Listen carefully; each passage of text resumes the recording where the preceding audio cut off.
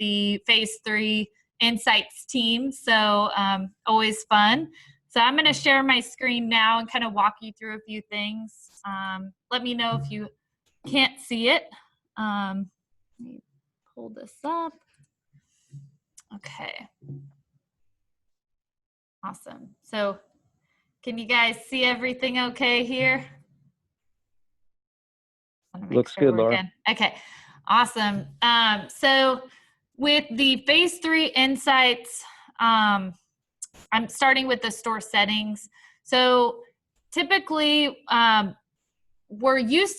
merchants are used to looking at Google Analytics for their reporting, or maybe going to all of these separate applications that run your business or drive your business, starting with your e-commerce cart, which I know that merchants are using usually one of the big ones, which are the Shopify Plus, the Magento, maybe Salesforce Commerce Cloud. So that is a really big part of your business. It's the revenue and order source of truth of your business.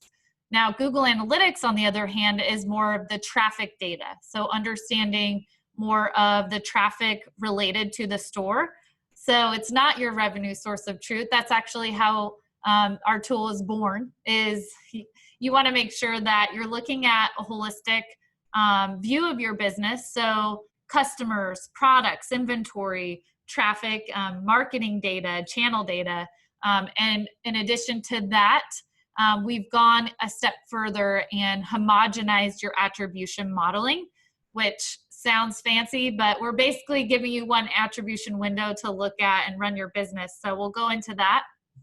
But really unifying all of these different reporting softwares and giving you one look and one source of truth of your business. So the really great thing about what Phase 3 Insights is doing is they're giving you more of not just the plug and play side, but in addition to that, if you have other data sources outside of the traditional like major e-commerce data points, is they have the ability to bring in maybe like a POS or an additional ad spend or affiliate channel that you're utilizing that you would need to also bring in to get that one source of truth. So keep that in mind, is as a partner of ours and a more advanced user of the tool, they're able to bring to life some custom integrations and custom reporting for your business intelligence needs. So one of the things that I'll talk a lot about is kind of streamlining your reporting process. So taking all these disparate sources from your business, whether it's your e-com cart, maybe an aggregate look at your ad spend, return on ad spend, things like that, that we can pull into one comprehensive report. Now, as soon as you integrate with Phase 3 Insights, you can you'll get an auto-generated daily summary coming from multiple data points or multiple data sources. So that's a really great kind of intro into what is possible. But in addition to that, what you can do now is cherry pick the KPIs that you want to see on a regular basis, that you might be logging into these, again, like silos of data, trying to pull together these insights from disparate sources. So just keep that in mind as you're kind of going throughout the tool. And I'm just going to start with those top line KPIs coming from highlights. So typically you'll want to see these types of metrics that are coming from your e-com cart and your Google Analytics. So things like revenue. But in addition to that, we want to see more of like a gross profit, especially if you're an owner. We want to see after that cost of goods sold. So kind of taking a look at these here, again, top line KPIs, and maybe looking at it different ways. So Phase 3 Insights will be able to go fully historically in terms of data. So that retroactive data, getting a look at maybe what worked well for you and peak times, and then kind of comparison data. So you'll see all of these various date picker kind of quick picks. So you could do last X number of days, which will make your reporting dynamic. So it's constantly updating. So rather than picking a static moment in time, we could do, let's say, last 90 days of our data. Now, when you pick a custom date range. When you're looking at these, you're going to have, with these KPIs, today, this week, this month, this year, and then that previous performance. Whenever you pick something in the global date picker in the top right, you will have the custom date range will appear at the top. And I can now create reports from each of these KPIs or metric groups simply by clicking the 3 dots, or what they call kebabs. And we can add this to a new report and start creating reports, or we can add to an existing. So there's different ways that you can do these, but you can isolate them, or you can do many metrics in one report. So if I wanted to add to an existing, I would just click the box and then click add. Another kind of selection that you may want to look at is previous year performance. So year over year, if I just click that box for any of these KPIs as I'm going throughout, I can quickly do that.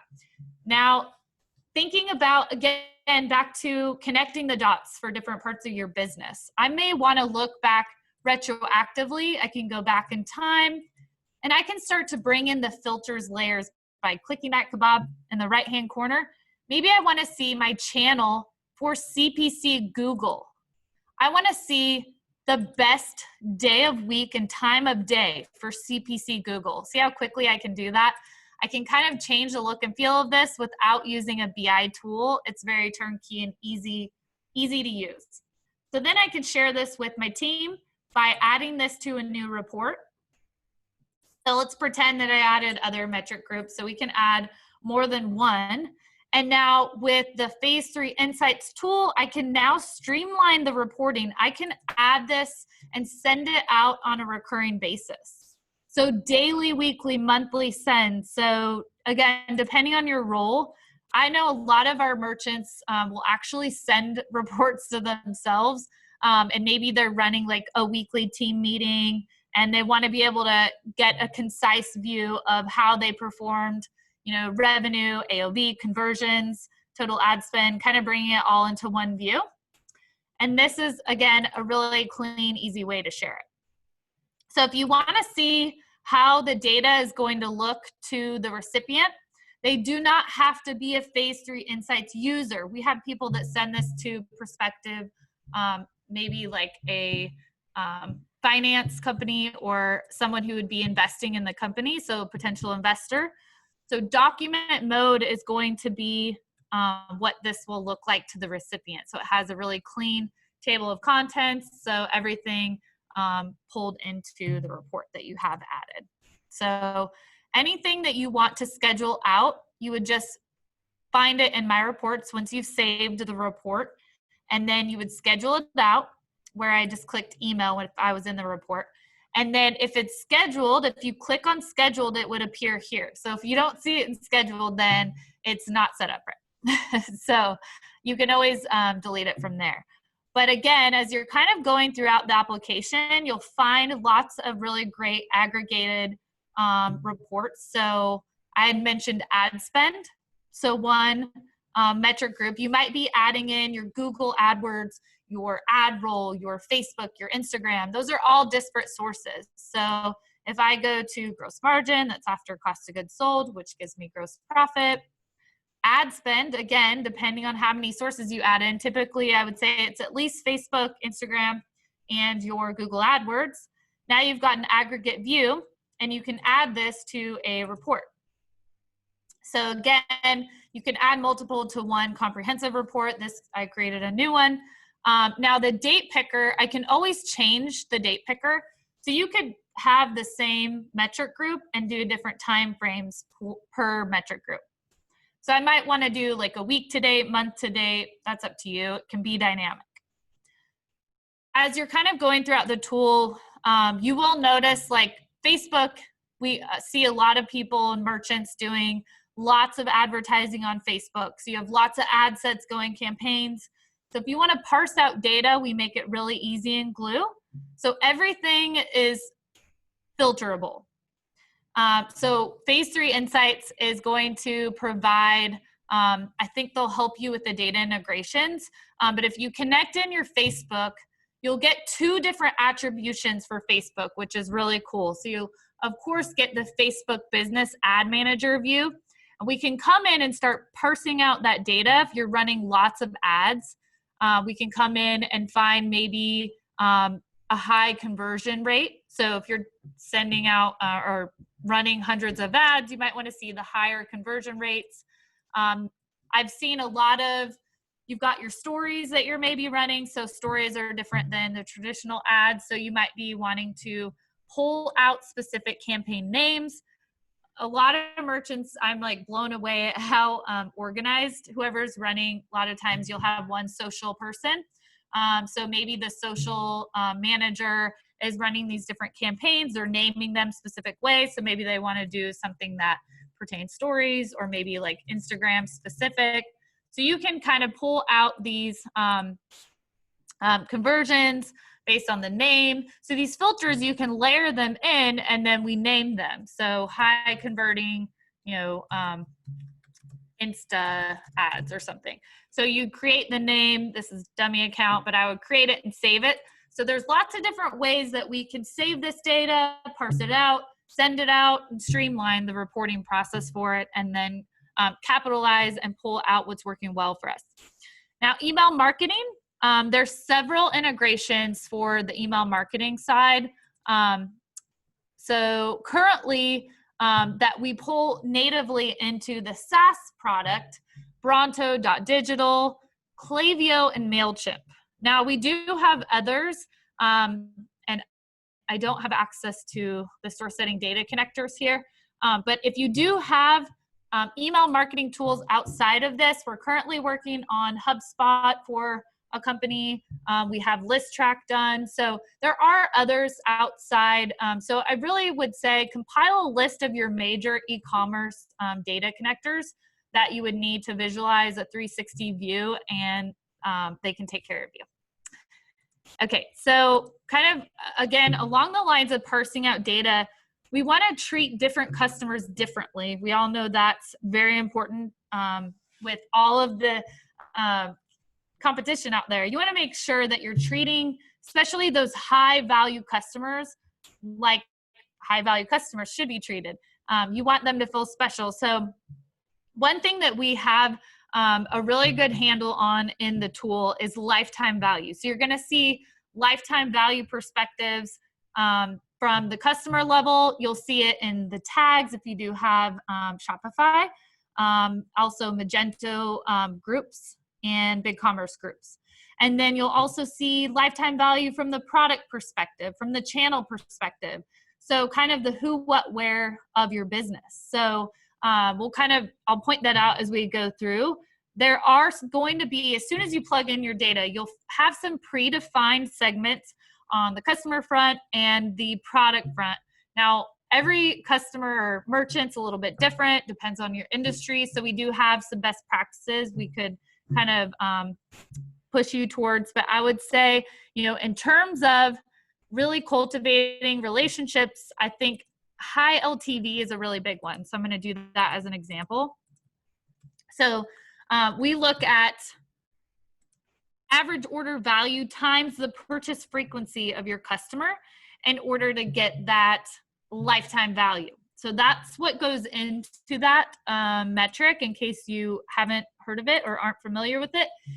It's a really great way to understand what's working well and what's really helped driving the longevity of growth for your business. So orders greater than or equal to, we want someone that has at least repeat purchase from us. So 2, let's pretend that your AOV is 50. Your average order value is $50. So we're going to go ahead and up that to $75. So when we save our segment for this one, I would call this high LTV customers. Now there's lots of different segments that you could do. I've created cohort analysis for customers. Now, depending on your business, I had one business that wanted to look at it on a weekly basis. So new customers coming in on a weekly basis over time. You might want to look at it monthly. So depending on the type of brand that you are and the types of products that you sell. But this would be a high LTV group. Now with Klaviyo and MailChimp, Currently, these are the 2 EMS systems that we can sync to. So you would push on the sync if you wanted to create an automated dynamic push for this criteria that you've set. So those filters are really beneficial for lots of different reasons, but really putting it into action is the best way to grow your store and having it automated. So if you push that over, that'll be automated into your Klaviyo or MailChimp. If you don't have Klaviyo or MailChimp, you have another system, you can always download. Now in the demo store, you cannot see it, but there's a blue button on any table. If you want to parse out that data for your analytics team or whoever's in charge of strategy, marketing, they can always download that data.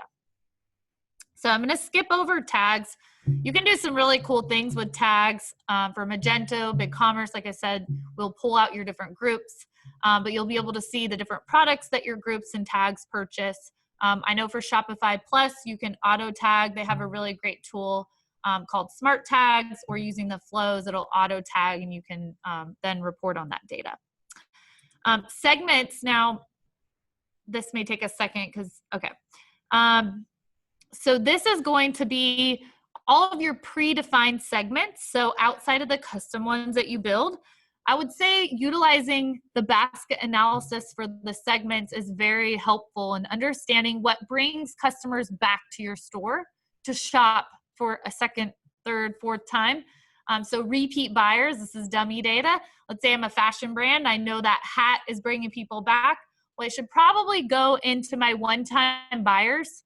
So future value will always give you, you'll notice there's no date picker, an aggregate view of your frequency and your activity of a customer. So frequency, activity down here. So I would go to what I was just, talking about is going to your one-time purchasers, which I would say about 75% of the time when a store integrates, they're bottlenecking at the first purchase. So you have data you could be capitalizing on rather than going out and trying to get that new customer, which is like 7 or 8 times more expensive. So let's capitalize on the data that we have, use some of that analysis to then market to these one-time buyers. Now, customer status will go into the lapse point, which is a unique algorithm that helps you to determine when a customer is going to hit that point at which they're unlikely to purchase again. So the lapse point, think of it as the loss point, lapse point, loss point.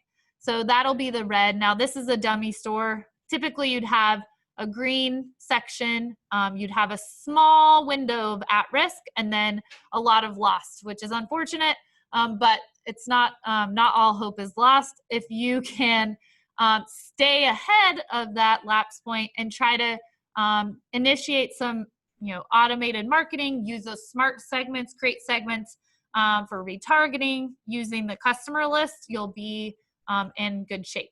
Now, the other thing that I haven't really touched on a bunch is the channel side of the business. So we have a lot of channel data, as I showed you earlier. You can always filter a widget or metric group by the channel data coming from Google Analytics, right? So that important part of your business.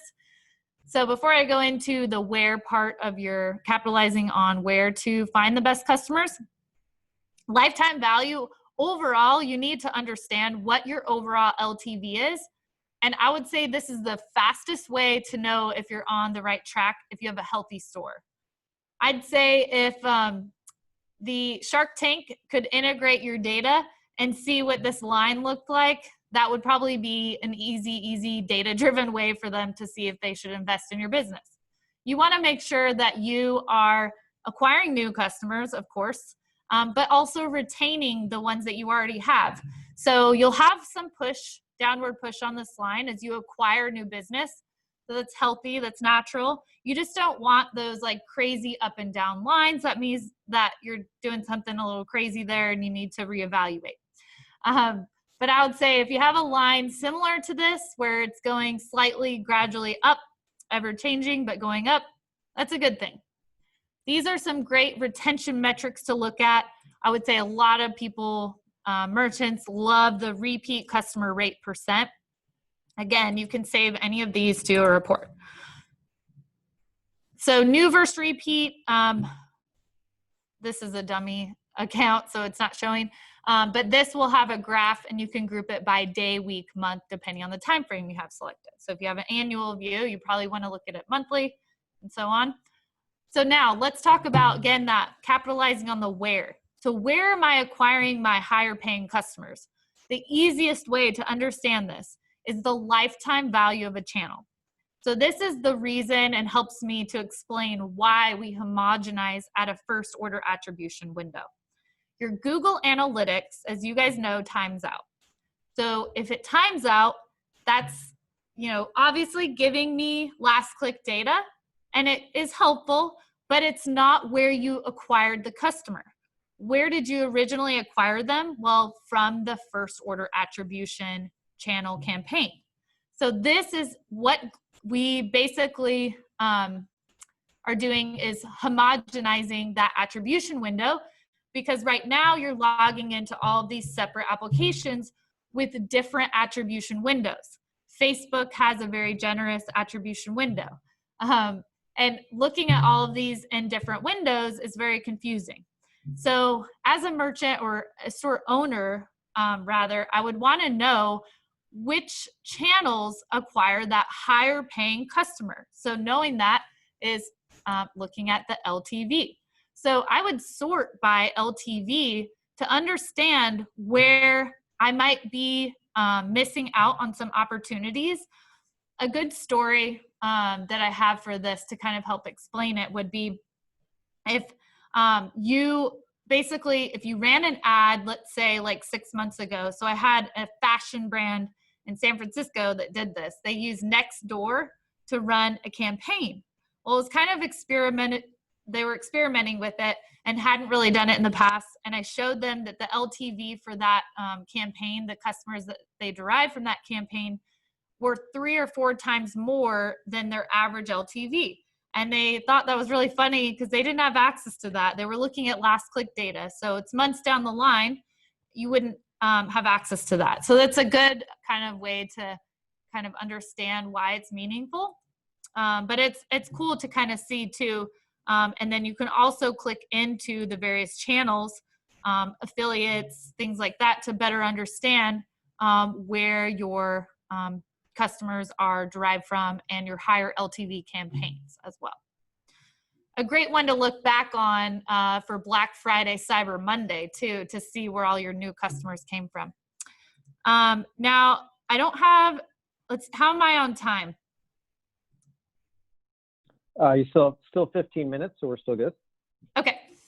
I want to leave like a few minutes for questions. So I would say, especially if you're a fashion brand or catalog type brand, our products section has a lot of information. So I don't have time to go into all of it, but I will say that let's at least show you, there's some main superlatives I would look at for products.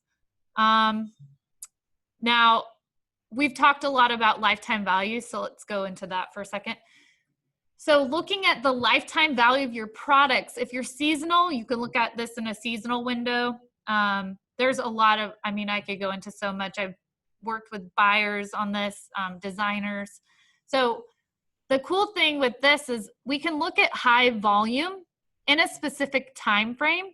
Now you can break this out at the SKU level, depending on what you're doing exactly. But if you're trying to figure out, well, what should I be leading with? Let's say we haven't decided yet which product for Black Friday, Cyber Monday. Well, I would suggest that you go back historically and look at what worked well for you and where did you get, how did you get that higher paying customer? Now, going back to LTV, I know that customers that purchased, let's say, the gold sequin pump actually spent more with me overall. That's good information to have when you're quickly trying to make those decisions on the marketing side, maybe for social postings and things like that. You'll have some, like I said, out of the box kind of superlatives, hot products and cold products, seeing the difference in orders period over period. So what happened differently, let's say week to week, month to month, season to season. So there's lots of really good ones. I would say most reordered, depending on the type of brand you are. This is a really great one as well. If you're trying to figure out if, let's say, you're a beauty brand, we work with lots of cool beauty brands, Kylie Cosmetics, 100% pure. So I would say, you know, obviously you want people to be reordering products that they really like, maybe concealers and things like that. But you can come in and you can also filter this. So if you wanted to understand, so going back to that GA layer, I want to see what my best channel or campaign for volume, or we could look at profitability, but to get you to start thinking about what you could do here, you could do it on the channel level or also on the campaign level. So like Diff Eyewear does a lot of like celebrity campaigns. So they might want to do product performance on a specific campaign level. So you can name those segments, create them, and use them for later reference. Segments are really great for reporting. So this will give you that image icon. So those same kind of superlatives I was talking about, but you can save these to your reports. And you can also view all in the table format. Inventory. Now I've already created a report, I believe, for inventory, but I would say depending on your lead time, this is really, really great for high demand type times of year like Black Friday, Cyber Monday. If you want to click into one of these, let's say you have 60 days or less, your lead time is 60 days. Now this is more on the predictive side. So if you're looking for more predictive analytics, I would say this is a great one to understand, you know, those high demand products that maybe I'm running out of inventory. So this depletion days, so you give it the number of days that you want to see products for. So this one would be 60 days or less, 60 days or less left in inventory. So I've already named it. And then I could save that to a report and have it scheduled to my ops manager, whoever needs to say, and then know for reorders. Or maybe this is also good for those that are marketing and they see that they have a 30-day depletion. So probably shouldn't market that. So again, we get this predictive metric is from how many you have on hand, and then velocity. How fast am I selling this product? So in number of units, I'm selling 35 units on average per day in the state range that I have selected.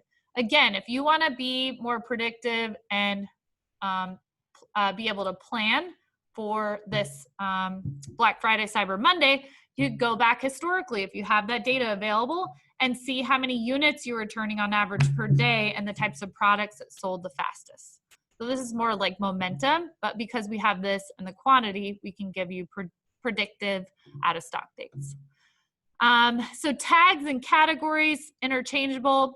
The great thing too is beneath products, I'll click into one just to give an example. Products and tags and categories, you'll be able to see a whole bunch of information, trends, summaries, if you toggle to them. So there's lots of toggles and drop down, so don't miss that. And you can save any of these. So if it's a really hot top product you want to save, find ways to upsell to your customers like the bundles algorithm. So there's lots of really awesome information and lifetime data. So I would say if you're a fashion brand, looking at lifetime purchasing data on a tag or category level is going to be more beneficial to you. If you are a consumables brand, I would look at it on the product level, maybe specific flavors, scents, stuff like that. Vendors, manufacturers, you can automate reports to your vendors and manufacturers. So if you go into this, we can save it and schedule it out. So add to a report, schedule it out. Orders, I would say because we're going into the Black Friday, Cyber Monday, see which discount codes are lending you that higher AOV. So there's lots of information specific to discounting, but I feel like a lot of merchants just kind of aimlessly hand those out. So let's look back retroactively and see which ones really help with that lifetime value, which AOV goes into. So this is what I always recommend. And you can widen your date range to see more AOVs there, but a really good one to look at. I'm not going to go into subscriptions, but we do integrate with Recharge and Recurly. but there is a ton of information. I could spend an hour in that section. So depending on your setup of your business, but I'm happy to help one-on-one with merchants that have subscriptions. We just started working with Rachel Zoe, which is exciting. They have a subscription box. I'd say subscription is kind of opening up into lots of different industries. So always good to think about opportunities there. Now, I would say for the reporting side, once you initiate like a trial with phase 3 insights, I can help with kind of setting up some standard reports if you'd like, or sometimes people already know what they want. But there's a lot of different ways that you can do it. Like I was saying, the week to date, month to date, kind of more dynamic reports, and then you can automate these out kind of depending on what you're looking at. Whew. I think I got through most of what I wanted to. Laura, that was very impressive. Let me just do one quick thing here. Okay.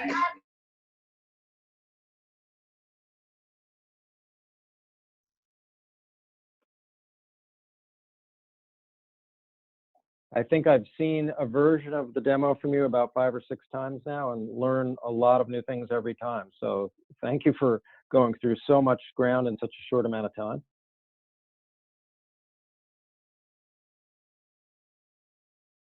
I know I covered a lot, but.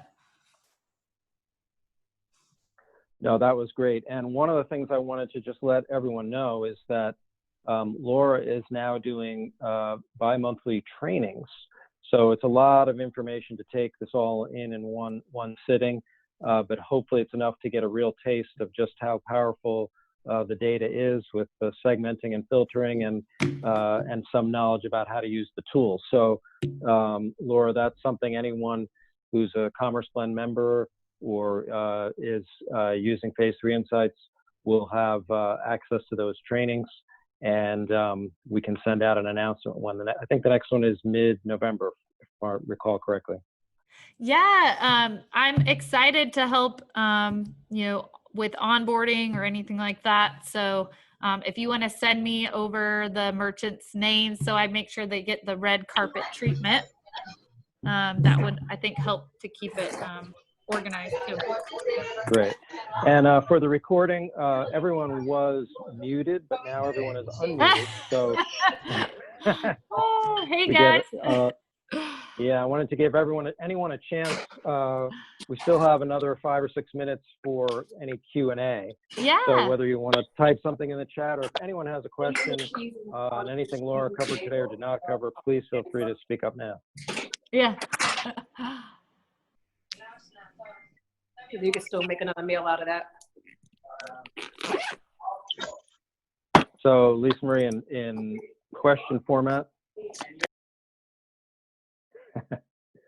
All right. No. So I know Laura covered a lot of ground, but any questions, high level or specific, that come to mind?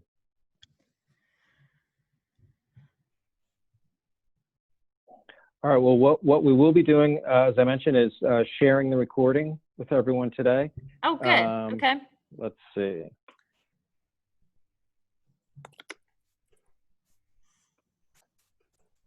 I think a couple people are. Oh, do you have questions? Yeah, there may be a question. Let's see. Oh, cool. Okay. Can't unmute. I'm trying to. Yeah, for some reason it's not allowing the unmute. I think maybe the host has to do it. Is that James Wu? All right, so I think now everyone is unmuted, or some people are unmuted. I think James Wu has a question. Oh.